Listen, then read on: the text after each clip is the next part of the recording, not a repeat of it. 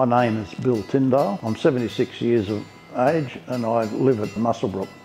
My current brigade is Hunter Valley Catering, in which I'm the Senior Deputy Captain, but I'm also a member of Eden Lassie Brigade.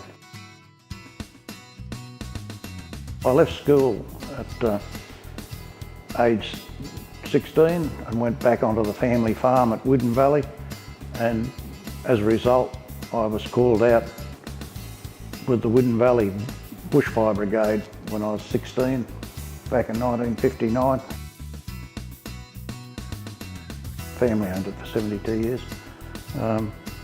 So we were the other part of the Rural Fire Service, if you like. It has one of volunteers who are all gung-ho and like to get qualified.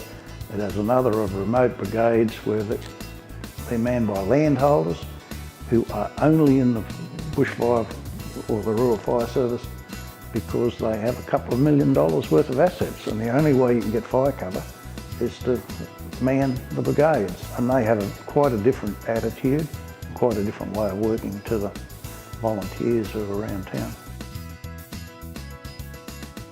Of course we needed fire cover, yes, all the properties around there, everybody chipped in and helped keep the brigade going. Yeah, I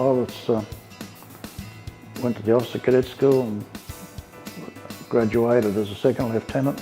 I was with engineers for 10 years, served in Vietnam with the engineers, and then went to the Royal Australian Corps of Transport. Big trip, I was a crew member, Army crew member on HMAS Sydney. Second time I went back, I was the first mate and senior watchkeeping officer on an Army landing ship. Superintendent Paul Jones was a fairly persuasive chap, but it was just a logistic function, and the guys out at a fire or on a fire ground or at a motor vehicle accident have to be fed. 2009 I think we were asked. We've got all the gear so that we can keep stuff hot and deliver it.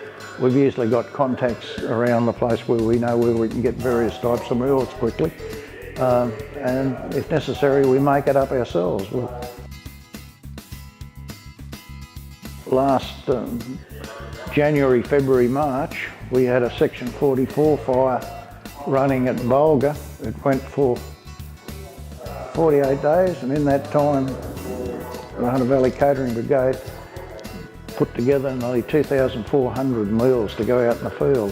We were there every day of that fire delivering meals to go out with the firefighters. There were about 6 of us here at Muswellbrook and about 6 or 7, or perhaps 8 down at Singleton, and we would do 3 days here and then pass it to them and let them do the next 3 days, and we'd take it back over and do 3 days. But it's fairly draining because we would start putting the meals together about 5 o'clock in the afternoon once we got the numbers for the next day, because you had to shop, get the numbers, then shop and then put the meals together. We would finish about 9 o'clock at night, put them into cold storage until next morning, and then we had to deliver them to Bulga, which is 3/4 of an hour away, by 7 o'clock next morning. Take food out, you just can't take it out and deliver it. You've got to find the group captain or whoever's running the incident and tell him what you've got, and 9 times out of 10 they'll say, oh well, I've got 2 trucks here, so we want 8 meals here, but the other 2 are way down the track there, can you take them down and deliver them? So you can spend an hour and a half or 2 hours driving around the fire ground to deliver the meals to the guys. Yeah, I can. Yeah, it was a fairly big fire. I was given the job of driving people around the fire ground and taking them back to a central point for meals. I didn't have a driving licence, and the local police sergeant turned up and said, "You'll be careful with that thing, won't you, young Tyndale?" I said, yes, Sergeant.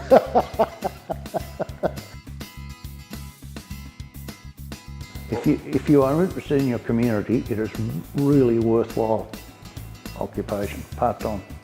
Catering is largely the preserve of ladies and guys who are getting too old to keep up to the young guys on the program, but it is a logistics function, and if you want to watch the whole system working, the whole fire brigade, Rural Fire Service system working, and contribute to keeping it in the field,